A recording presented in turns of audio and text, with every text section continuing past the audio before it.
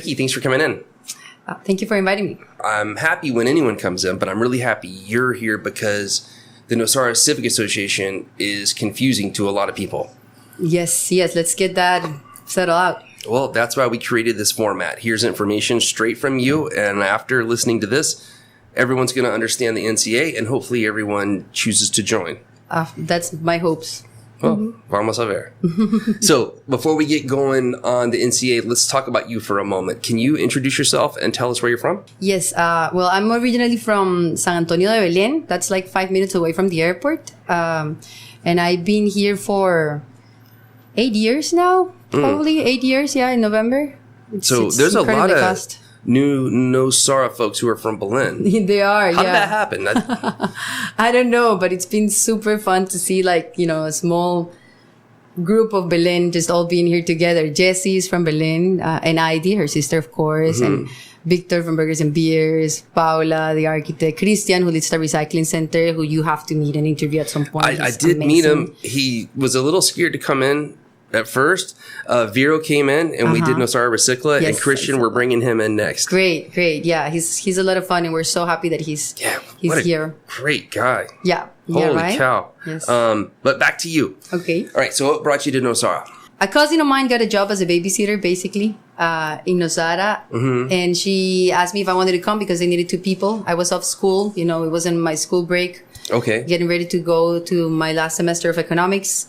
And I said, yes, I have nothing to do for the next month. It turns out it was to work at the Harmony Hotel for John and Susan, who are the owners of the hotel. And it was the first time that they were bringing their twins, who were 7 months at the time. And that's how I met them. And, we had a great connection. I had to go back to finish my degree. And, after a while, they reached out and they offered me a job here in Nosara. So I came to the Harmony to work at the juice bar, which was, where I was first. That's when I met you first. Yes, because I was living with Marihu. Yeah, this is a small world. Yeah. So take us through how you got to where you're at today. You started with the Harmony, working for the Johnsons, and yes, and so after a couple of years with them, I started overseeing on more projects, and then it was like in 2014, 4 years ago, when we sat together and they were, they wanted to get more serious about their giving in the community. They were always more like kind of reactionary, like people would come and do requests at the hotel for funds for any project. I'm sure you're pretty familiar with that. I know a lot of people stop by the Surfing Nosara office as well. And so they wanted to be more proactive about it. And they offered me kind of this position of community engagement, which was a dream come true for me because I was already getting involved with the Recycling Association, just because I like it on my free time. And so, they basically offered me the opportunity to help community groups and help a community in general and be paid to do that. So you didn't have to think about it at all. That was I'll take it. I was like, I'll take it for sure. They were like, do you want to do business? Do you want to do community engagement? Do you want to do both? I'm like, community engagement. So that's how it started. And we got it, going back to the NCA. I had already known a little bit about what was going on in the community in terms of nonprofits. There's over 30 organized groups, which is amazing. It's an amazing thing for such a small community. And part of our analysis, we decided to support, kind of environmental causes. And so I ended up kind of joining very heavily, the Nosara Civic Association and the Recycling Association. Apart from managing, the grant giving that they do, every year, which so your heart kind of pulled you those directions. Yes, absolutely, because there's so many things that people assume when they come here that will happen because it will happen even in San Jose in a community. You would get normal collection of trash. There will be laws to organize the way that things are happening or the way things are being developed. We have some of them in the Central Valley in San Jose. We finding out that, for example, there is this huge dump right there, potentially under our aquifer or on top of our aquifer. It's things that are really scary. So, for me, it's a matter of making sure that we have the necessary things in order so that we can keep growing in a smart way and that we can keep having the Nosara that we like. And so for me, the NCA was key on that for sure. Okay. So when did you first start serving with the NCA? Because correct me if I'm wrong, you're the first TICA president of the NCA, right. correct? I am. Yes, I'm. No, hold on. Why is that? I'm not might sound a little racist for folks, but it's not. There's a legit story behind it. Why would you be the first in Costa Rica? Yes. Tika. It seems kind of strange. I think it relates a lot to the history of how the Nosara Civic Association started, right? We're talking about a 40-year-old organization. And I can tell you my version of the story because I'm sure there's going to be other people with other versions. I think actually the best person to ask is probably Beverly Kitson because she was, as I understand, one of the first people who bought a lot in the Guiones and Pelada area. She's hilarious about it. She's always like, oh, yes, I know. I'm the oldest one. I'm still here. I love her, by the way. She's amazing. Big shout out to Beverly for yes. the library and everything else she's done in the community. Absolutely. So, but going back to it, Guiones and Pelada, it was all of it was bought, what we know is the American project, that I don't like that name, or Beaches of Nosara, let's call it that. It's better. It seems like Playas de Nosara is starting to take over. I like that a lot. I think it's working. So the Playas de Nosara development, it was created by Alan Hutchinson, an American, back in the 70s probably. And, he created his master plan. He started selling it, and what I understand is, he promoted it in the States. Of course, that's why we get, most of the people who live here, or the beginning ones, were from the States. And so eventually, as I understand, he couldn't keep up, with everything that he was supposed to do. He needed to put water, electricity, roads. There were going to be some golf courses that you can see on the original development.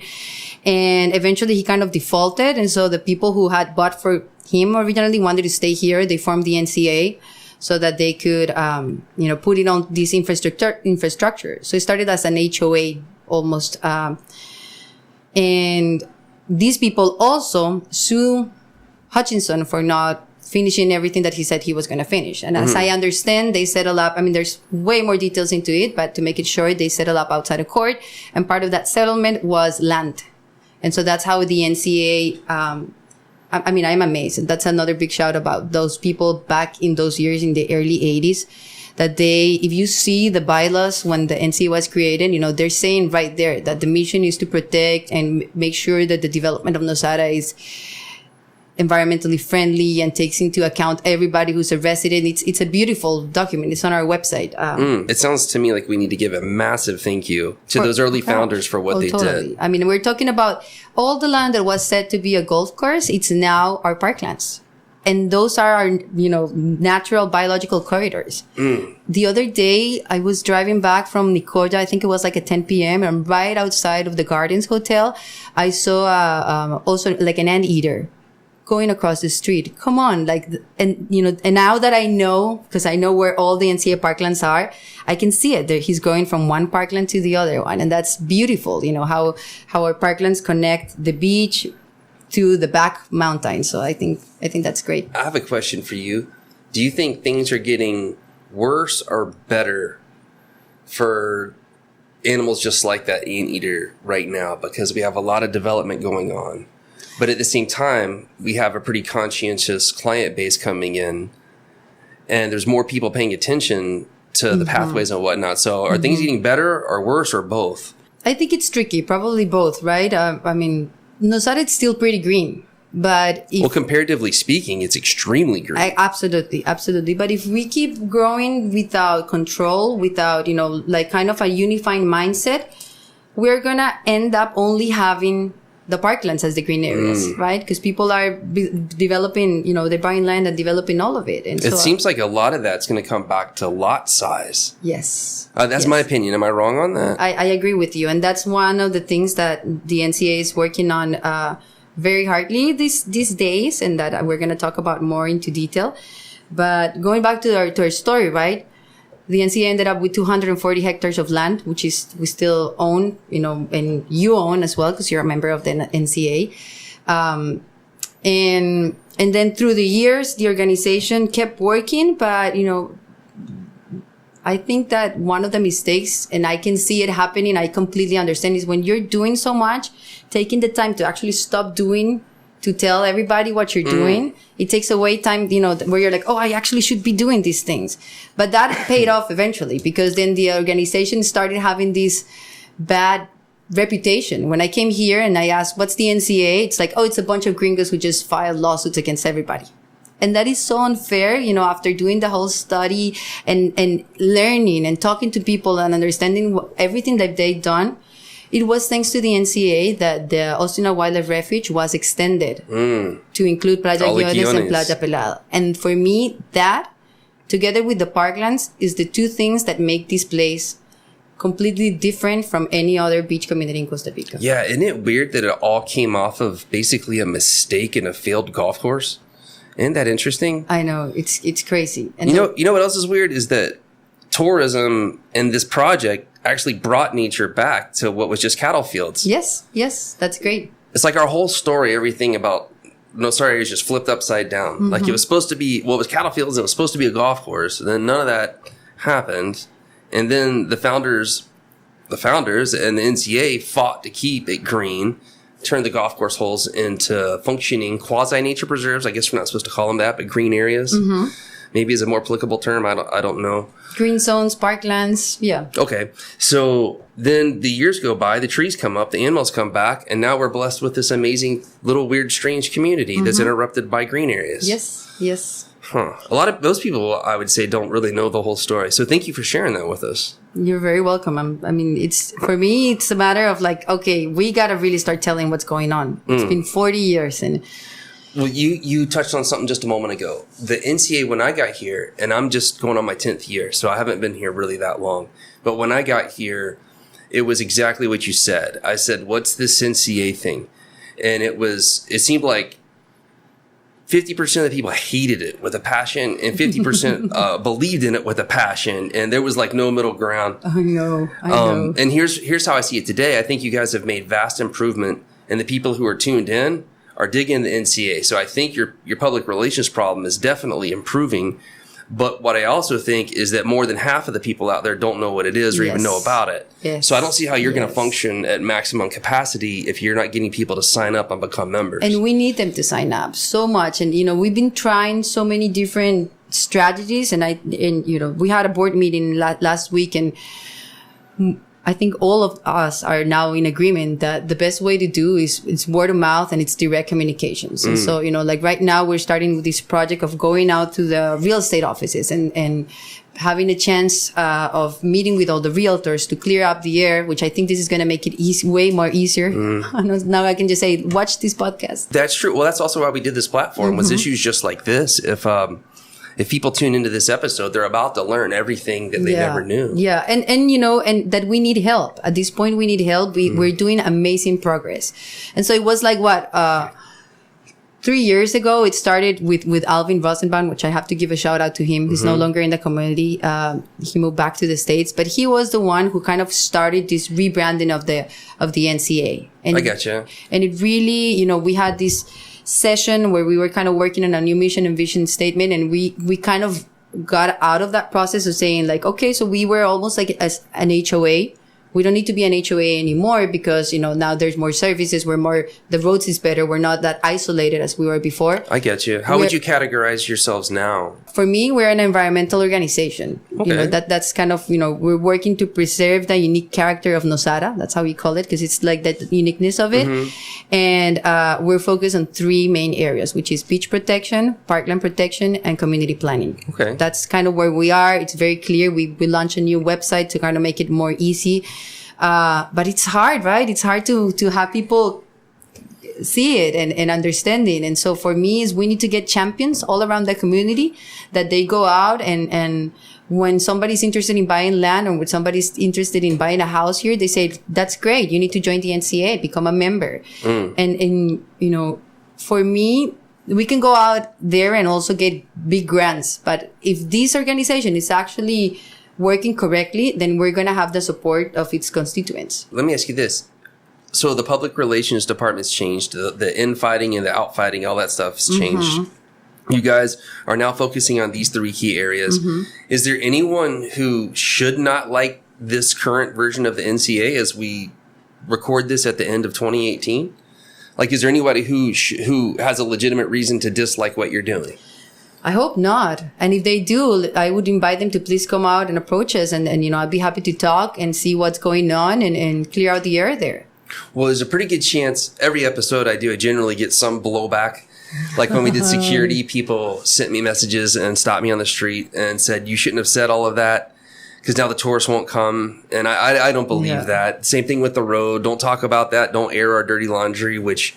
We have to be straight. We have to be honest about what's going on here. People, and also, I think people can handle it. And if we don't tell people what's going on, how are they going to handle it if you don't give them a chance? And I have to say, I mean, Nosara is not for everybody. That's how it is. Nosara is definitely not for everybody. There's people who will come, stay a year, go. There's people who would love it and come back every year, a couple times a year. Mm-hmm. It's how it is. And so, might as well just show the reality of it. I agree. If you're coming in, it is what it is. Mm-hmm. And we definitely don't need everyone to come here. But if they want to come in and contribute, hopefully they'll join the NCA and fight to keep the character of this place like you guys are doing. Absolutely. I mean, if they came here, it's because they liked what they saw. The undeveloped beach, the greenness, the wildlife around it. Mm-hmm. Come on, join us so that remains for the future generations that come and they can find all these things here. So let's move into some specifics that you guys are dealing with right now.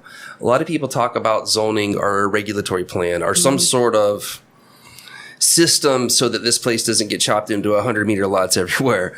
Can you give us an update on what's going on right now? Yes, we're very, very focused on that area. Starting from last year, zoning or the regulatory plan, it's the job of our local government. And so, Nosara, it's a district of Nicoya, of the canton of Nicoya. So we belong to the municipality of Nicoya. And they are the ones who have to implement the zoning plan. I mean, let me see all the steps and see if it makes sense. So the municipality, the municipal council needs to name a commission, a zoning commission, a plan regulador commission, actually. That's how it's called. The plan regulador commission is made by people that work in the administration of the municipality, members of the council, and people from the community. I am one of those people from the communities that was named for the comisión de plan regulador, for the commission for the zoning plan of Nicoya.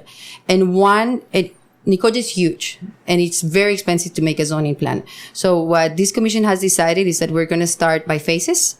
And the first two phases that are going to happen is downtown Nicoya, because they have a very old zoning plan that they need to update, and Nosara, because Nosara is the district that is growing the fastest in comparison to the other districts. So the municipality is seeing this and they're prioritizing Nosara as one of these areas that needs to implement a zoning plan or a plan regulador soon. It's very detailed, the process by Costa Rican legislation. There's actually a manual of how to do it. And there's a team, it's called a planning team, equipo planificador, that needs to be hired. Geologists, geographers, anthropologists, sociologists. There's a gamut of all kinds of experts that are going to be working into doing a deep analysis of data from all kinds from Nosara. All of that is going to give us kind of like the technical information that we need in order to know our options. And you're saying this is going on right now? This just started. The equipo planificador was recently hired. I'm super excited, is the National University of Costa Rica, who has a campus in Nicoya. And they have done many other plans in the rest of the country. Mm-hmm. So they have the expertise. And what I like the most when they came and presented, because, this is public. This is all, how do you call it? Like public administration. When you hire somebody, you need to have at least 3 different candidates. It's serious stuff. So from all of the people that this commission interviewed, they were the ones who said, we like to do this a very participatory process. And for me, that was key. Because the way that the law lays it out is that it's kind of at the end of the process where you have to go to the community and present it and see the feedback from the community. And even though law doesn't require them to do that, their focus is completely different. They want to go from the very beginning into the communities, because otherwise then you feel like, who are these outsiders who are telling me how we're going to keep growing, right? That's not how it works. So for me, that was key. And that's actually one of the main things that I wanted to talk to you and get from everything. We have to start heavily socializing the process and what it's going to mean for us, because at the end of the day, it's going to be the decision of this community, how we want to grow. These experts are going to tell us the technical possibilities. It's like, according to the type of soil, the water availability, these many things, you can do either, here are your options. What do you want? And so it's going to be a very interesting, complex process of all of us talking, to make sure that we are in agreement of how do we want to see Nosara in the future. Wow, I've enjoyed our discussion up until that last sentence because it's tricky, yeah. Getting Nosaranians to talk and cooperate historically is not the easiest thing in the world. I like big challenges. What can I say? Oh, well, that's why you're president of the NCA and you're bringing this. I'm joking as I say this, but the reality of getting people together, it's tough unless we have like a natural event. If there's a flood or there's an issue, everyone's together right away. But you float some opinion or some sort of idea, there's no telling what's going to happen. The good news, at least from my side, you can tell me what you think. I think people are coming together more so now than in the past. Normally, if it was like this company said something, if you're working for a competing company, I won't even acknowledge it. Doesn't matter how good it is, which is a shame, but that's what happens in small towns. People get on their islands and put up their walls, and really to get the NCA to work and to get this whole community to function, quite frankly, at least it's my opinion that we need to pull the walls down and we need to start letting information flowing. Totally. And I mean, I'm not going to ignore the fact that there's been some historical fights, for lack of a better word, between organizations. You know, there's always been some sort of competition about the NCA and the Nosara Development Association. I'm not part of that, you know. Would you say that that's all in the past? Yeah, for me, it's all in the past. And, you know, I approach and I talk with the leadership of all of the other organized groups constantly. That's what we need to do. We need to work together. Otherwise, we're not going to pull it out. What do you think Nicoya thinks about the NCA? I think that right now they're seen as an allies, and I'm super happy about that because of the issue with the trash and the issue with, with this new zoning plan regulador. I've been in very direct contact with the mayor, which I'm big shout out to her, Adriana Rodriguez. She's the vice mayor who's acting as a mayor for just over a year now. She's amazing. She really wants to do things right, and she's been a great support. And I see a very good environment right now in Nicoya towards Nosara. This is great to hear. This is fantastic news. I'm glad you're sitting here saying this. Well, she has a lot of challenges. The municipality of Nicoya is very complex, and you know there's some internal situations out in there that I'm not going to go deep into that. It's I don't either. I don't want to get shot. So I was worried after we did the road episode if I was going to get. Oh no! If Nicoya was going to come beat me up. She's great. She's smart. She's strategic. She knows what she's doing. There's great people who work there. That I think we're doing good. There's a good relationship, and I think that if we talk, we just need to talk and communicate so that we somehow. I read somewhere that it's our human nature to feel in the lack of information with negativity. So when you don't know what's going on, it's just human. You get scared, you get frightened, so that's a lot of what happens. We just need to talk. Kuki, you just punched me right between the eyes with that sentence. Because you're so right. Because if you're not communicating, it's real easy to be like, oh, this or that's going on. What are they hiding? Well, that's what's happened after the vote with Nicoya. We did not succeed. We didn't get enough votes.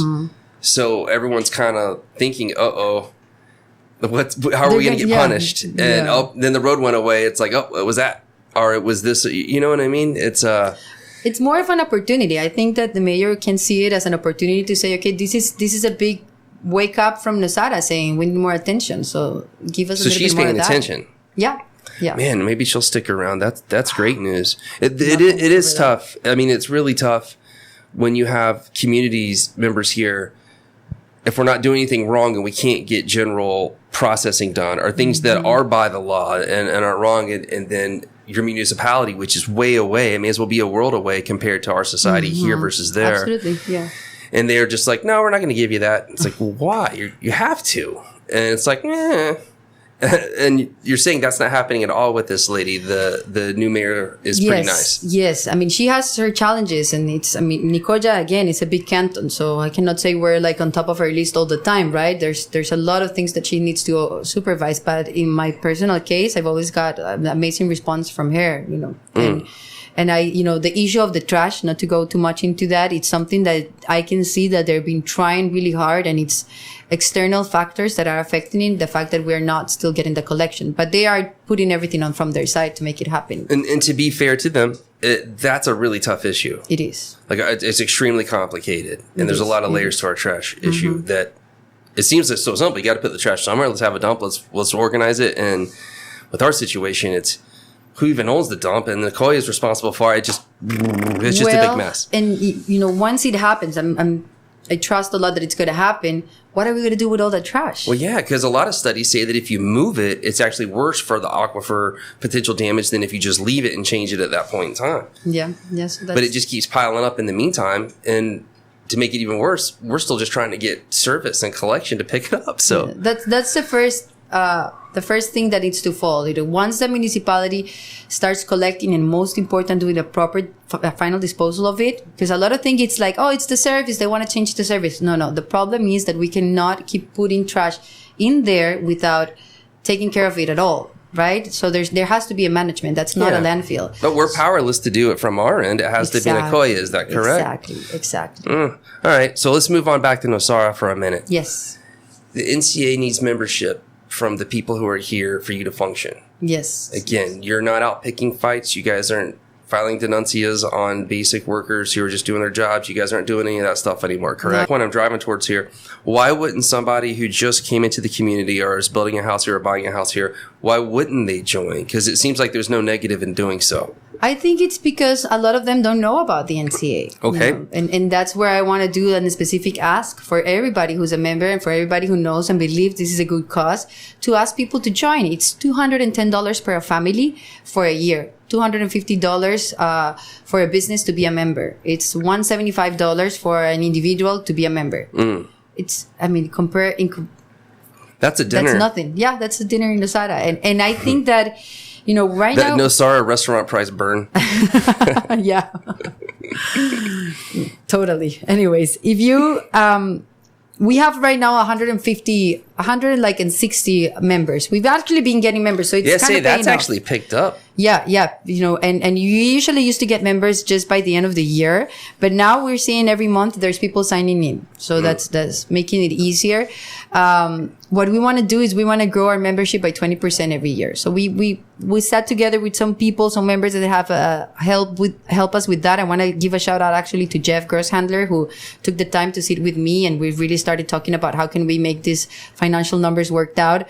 So we came up with this kind of 5-year plan, where we separated our operational expenses from like the extraordinary expenses, talking about finalizing the fencing of our parklands, paying for several of these studies that are going to go on the zoning plan that, we got to put a little bit on that if we want to make it faster, improving the trails that we're also doing. That gave us a 5-year kind of additional income that we need of like $45,000. So, our plan right now is we need to keep growing our membership by at least 20% every year. And additionally to that, we're going to do a big donor campaign that we plan to reach out, big pockets in people with interest in Nosara. If you know of people who would be kind of good for this profile, so that we can say, commit to us for these 5 years and we're going to use the funds for this. And try to get to a point where I would say, after we clean up our house. So we're cleaning up our house. We're making sure that all our properties are clean titles, that our fence are protected, that the trail system is working well, that we have the zoning. And then we go to a mode that it's more of maintaining mode, kind of like that. That's what I would like to achieve at some point, so that I have to work less. I get you. Well, hey, that's a good vision. And I appreciate you sharing all that with us. Let's go back to someone listening to this who's just a normal person or a normal family. Could you give us like a 30-second commercial? They need to go to our website. It's nca.cr. Very easy. And there's a membership tab there that says Join the NCA. And you can actually do it all online. Pay by PayPal and we're about to get, so you can pay by credit card. And all the information is there. It's just so super simple, and it's something that you need to do because you like how Nosara is, and we are the organization that it's working to make sure that it stays and grows, so that we always keep our character, that it stays, the greenness stays there. What make you, live your life, fall in love, come to Nosara will remain. That's pretty good. I think it was like 40 seconds, but I won't yell at you. And I spoke fast, so. I want to ask you another question. Could you please fill us in on the new laws surrounding the beach areas as to what's going on? Because I've heard a lot of different stuff said, and I think I understand, and I work in the industry. Yeah. But I get different information from different sources. So could you help us out here? That requires a big shout out to Jamie Cedeño, who is the administrator of the Ostina Wildlife Refuge. She is amazing. She was put in that position like a little over a year now, and I think it's one of the best things that could happen as a community. She's smart. She's great. She's great at her job. And I'm bringing that up because the beaches of Nosara are part of the Ostina Wildlife Refuge, which is a protected area under Costa Rican legislation, right? So there's different levels of protection, from a national park to a forestry reserve to a absolute reserve. We are a refuge. That's what we are. And Ostina was created as a refuge in 1985 and then 1983, and then expanded in 1985 to include Playa Guiones and Playa Pelada. How lucky are we for that last part? I know, right? So, but when all of that happened, there were already people living inside of those 200 meters. So the refuge basically protects from the high tide line 200 meters inland, which is also known as the maritime zone, right? And in some areas it changes where there is like mangroves or estuaries. It also includes those. Since that moment on, all the people that were living inside of the protected area were kind of left in this limbo because they never had title property of those areas, right? So am I going to be kicked out? Am I going to be able to stay? And it created a lot of confusion, especially for the community of Ostinal, because most of Ostinal is inside of those 200 meters. Almost the entire town? Like 80% of the town? Almost the entire town. And in 2017, finally, after several attempts, a new legislation was passed that gave a special status to the Ostinal community and acknowledged the importance of having community living inside those 200 meters for the protection specifically of the turtles. So, that's another story about the Ostinal community, has been crucial in the keeping up the system. Yeah, the maintenance of the beach for the massive olive ridley arribadas, how we call it, like arrivas, right? That is this almost once a month where turtles come in to lay their eggs. You should talk with Vanessa about that. She'll be great about it. I did, actually, last year. We're just so slow at editing and she'll doing all this stuff. It's not as easy as it seems. And she'll be great. But anyways, I'll let Vanessa busy to all those details about the turtles. She's amazing, and she has an amazing project that it's also going to be great for Nosara. But anyways, it recognized the importance of these communities by saying you're allowed to stay. But it gave conditions. And part of those conditions is for you to be able to stay, you have to prove that you have been here for at least 10 years. No, for more than 10 years. Sorry, for more than 10 years. And several other things. So the law was passed, and then, a law basically says what's going to happen. Then you need the regulation of the law, which basically the regulation of the law says, how do you eat that law? How does it apply? So the regulations of the law are being finalized at this moment. And also the plan de manejo, the management plan of the protected area. So the law said you need to have a management plan, you need to have this other plan, you need to have these other regulations. It's been a process of over a year now. It's going to be almost 2 years because the law passed in March, of finalizing all these technical documents, that once those are finalized, then, the law is going to finally go into action.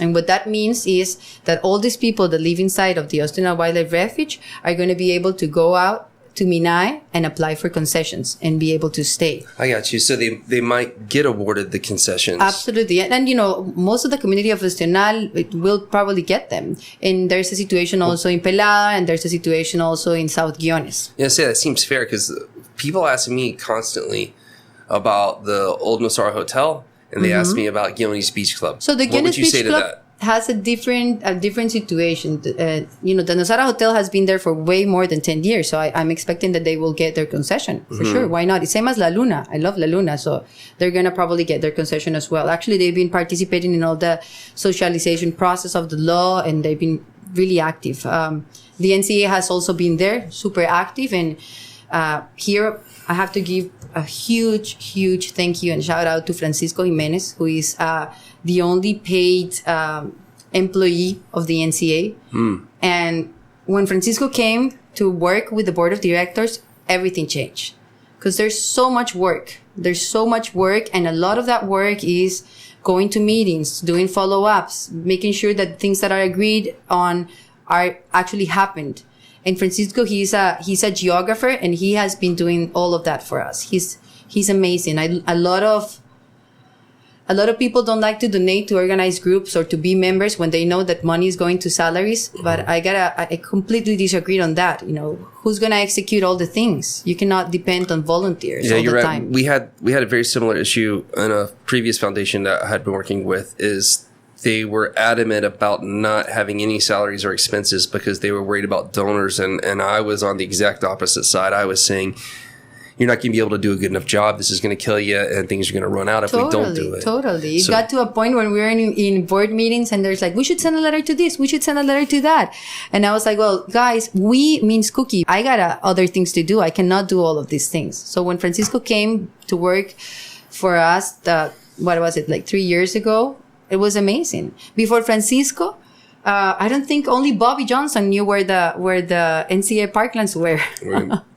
And that was something weird. Francisco produced all these amazing maps, and he has been also producing amazing maps for Minai, helping them. You know, we've been devoting a lot of his time to them so that all this process can be finalized. Going back to the management plan for the Austin Wildlife Refuge and all the other regulations, so that chapter can be closed and we can move on. I was going to tell you about the Guinness Beach Club. The Guinness Beach Club has a different situation. You could either, inside of the Austin Wildlife Refuge, get a concession if you have been living in a property that it's not titled and you don't have a title, or you can get, permits basically to do construction or whatever if you have titled property. And so that's the case of the Guinness Beach Club. As I understand, it's land that it's titled all the way to the 50 meters. And so for them, something different is going to apply. It seems like they're stuck in limbo because these awesome laws and the fact that it's a refuge that's designed to protect everything, but at the same time, they didn't do anything wrong. Yeah. And the regulations, one of the specific regulation is a construction regulation for the Austin Wildlife Refuge, and that basically is going to say, depending on the zoning where you are located, what can you or can you not build? And, it's basically going to demand for people to have, minimum light that you can see from the beach, green walls. I mean, talking not an actual wall, but, like plants, like make it so that it can be covered. It depends on different things if those lots are going to be able to be developed or not. I get you. So perhaps there's hope for those guys at some point in time. Yes, they just need to be patient. That's everything that I'm going to ask anybody who's interested in what's going on with the beach, and if they're going to be able to do anything. Be patient. It's been several years with the government. Everything is slow, but if you stick to it, and I can tell you that the NCA is sticking to it and we're following up, then things are going to be finalized, and then you're going to be able to reach out to Minai, to the office in Ostenal or the office in Nicoya, and go ask for your permits for a concession or for building or for activities, many of these things that are being contemplated in this new legislation. I get you, because I think everyone's for the refuge and is super, ecstatic and proud to have it all the way from Palada to Guiones. But at the same time, my heart's always went out to the people in very far southern Guiones, GBC, and then also the Oceanal folks, because they were there, they followed the rules. En Pelado. Yeah, and Plata as well. So it was always confusing because it doesn't seem right to mess with all of them when they didn't do anything wrong. But at the same time, we don't want to not have the refuge. It's amazing. So if you could go back in time, we can't do that. But if you could, you go back in time, we just reset it. Everyone could go to the 200-meter line and we'll all be happy. But for all the people who didn't do anything wrong, if they were all going to get booted, that's a tough one. For me, this is a great law. It's going to recognize the importance of having people living inside of the Austin Wildlife Refuge, especially in Ostenal. I mean, what these folks do every month, especially in September and October with the turtles, it's amazing. Everybody just needs to be a little bit more patient. We're seeing, the documents are almost done. Once they're done, they're going to go to Setena, which is a regulatory environmental institution for approval. And what the approval comes out, it just needs to be approved in Minai, everything, bureaucracy, slow government, and then they're going to come live and people can go and request their permits. Oh, so Ostianal folks, they maintain the whole turtle, I guess, industry. I can't think of a better word right now, but the whole scene up there. we still have some turtles in Guiones too. We do. Yes, we like do. Maybe in Palada, maybe the people who live inside there, maybe they could work out something to help maintain that. Yes, absolutely. There's Vanessa from Tortuguiones has some interesting data about the destiny of the nests or the turtles that come and lay in Guiones and Pelada. A lot of them are poached. A lot of them are also destroyed by dogs. So yeah, there's a lot of opportunity of things that we can implement. I'm actually super excited. After this recording, I have to go to a meeting we're starting. We're kind of like the NCA started this process last year, I think it was, to try to put together or connect a little bit more the tourism industry of Guiones and Pelada with MINAE, with the administration of MINAE. Because the reality is that most of our tourism, it's coming here because of the beach. The beach is a protected area. And so how can we help the beach and MINAE so that they can do a better job? Right? That's really cool. Yeah. So I'm excited. Yeah, I'm going to this meeting that it's specifically for hotels that we're basically gonna find out how involved they want to be and if they would be cool with bringing back to life the Nosara Cámara de Turismo, tourism chamber that existed at some point. There was a tourism chamber. And, this has been a process of several meetings with, a couple of reps from each sector. There's been the surf schools, there's been the vacation rentals, horse operators, there's been overall tour operators, hotels, restaurants, a couple of reps from each one of them. And we had conversations about the development and the tourism of Nosara. It's been really cool because what we have found out is that most of us are all in agreement that what we want is quality above quantity. We care about good quality tourism. And so how can we work together? And this whole process led us to think it's like maybe what we need to do is bring back to life the Nosara Tourism Chamber. And so today we're asking those people, the hotels specifically, if they would be in agreement, if they would like to participate in their feedback. Yeah, and so the same meetings are going to happen with each one of the different sectors. And then we're going to regroup again and see if we can start that. That's a great idea. That's really cool. Thank you for doing that. So you mentioned earlier parklands. I'm really appreciative of you guys opening up the trail system. I remember when I first got here, that was one of my big beefs with the NCA.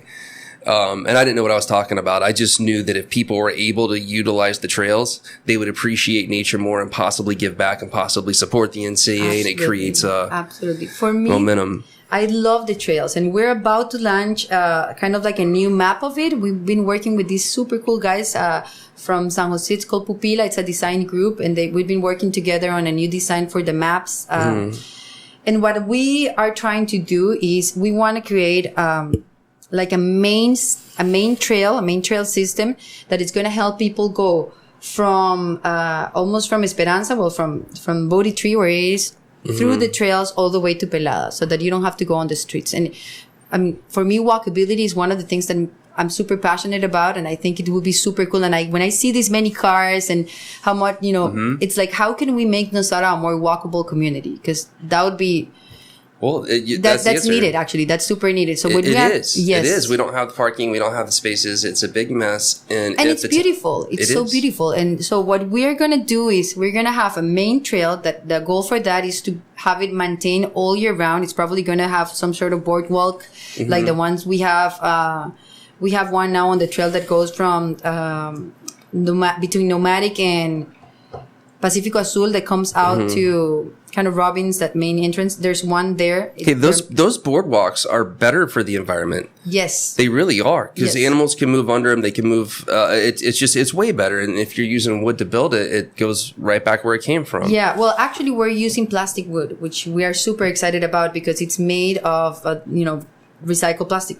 People who have used plastic, so they're going to be more durable. Well, that's kind of cool then too. I didn't know that. Yeah, so we hope that their life's going to be longer, and also we're taking out some of this plastic from the environment a little bit, which we're very excited about. So maybe eventually our goal also with our fundraising is that all that can be a boardwalk and that can be available all year round. And right now we have the trail that goes from Boriti to Robbins that I just mentioned. And then we would like for people to walk through Calle Mangos.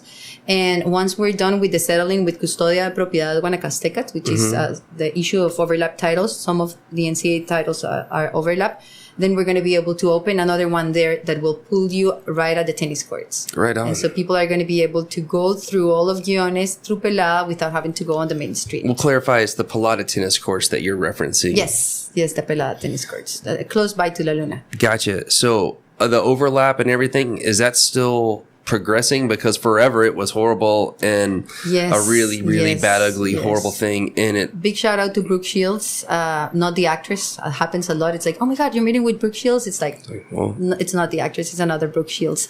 It's always happens. It's funny. But Brooke has been amazing. She's the daughter of Richmond Phipps. And after her mom's passing, she took over all this process, and she just had an amazing approach of reaching out to people, and we've been in communications, and it's just slow because it's the register. This is my experience with NCA. Everything's slow with the government, but just be patient and then it will eventually happen.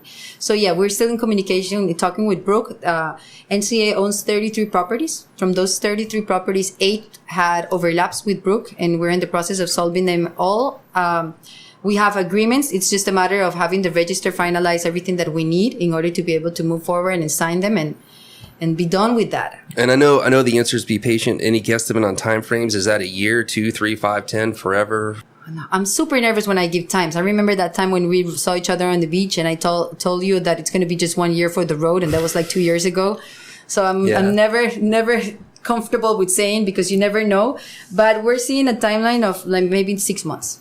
I got you. So let's just say 12 to 18, and then we'll call it a win. Yeah. All right. Hey, I'll take it. That's pretty good.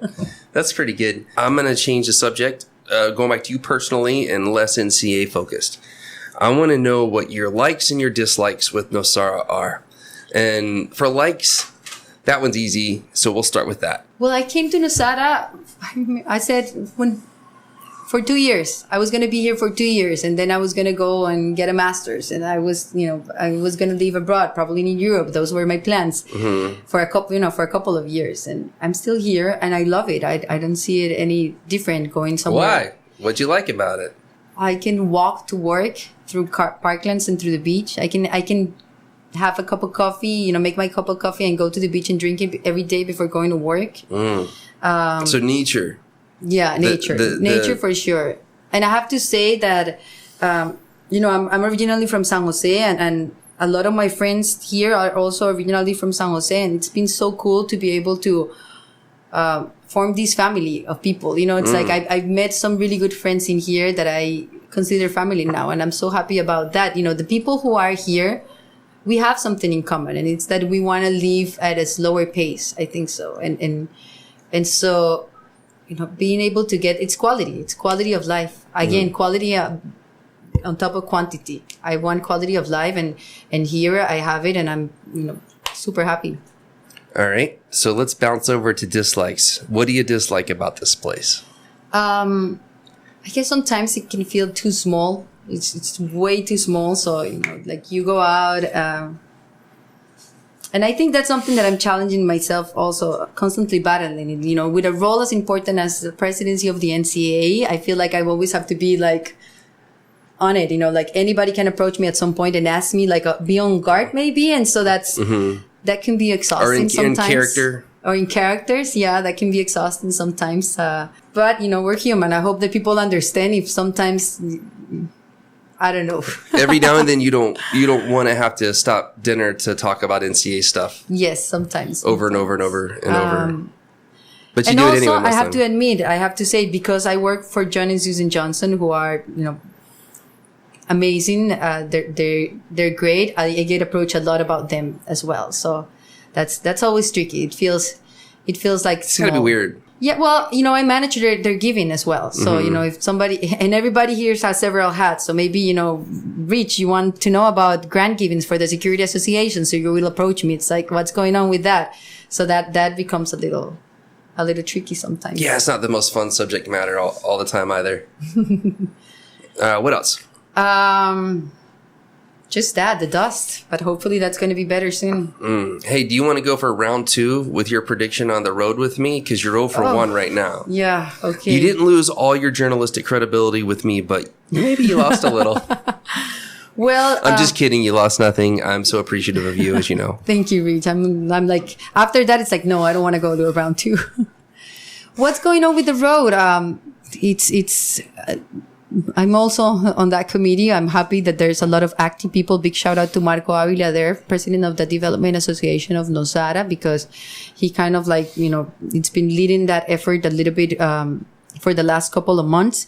He has, good political connections, which we ended up kind of needing those in order to move forward this project.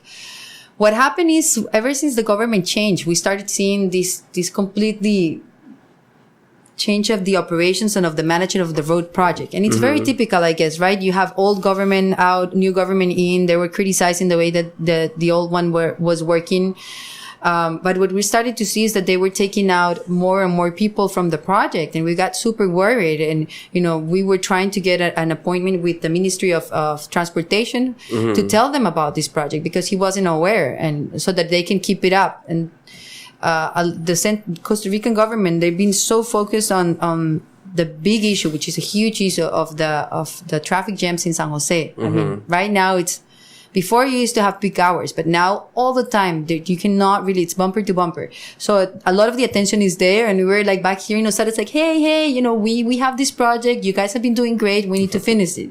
At least they have a road to drive on. I know, right? So, I'm happy to say that, I think it was October 18, probably around those days, there was a meeting, and we finally, thanks to Marco, we got the meeting with the ministry. I wasn't able to go. I was out of town.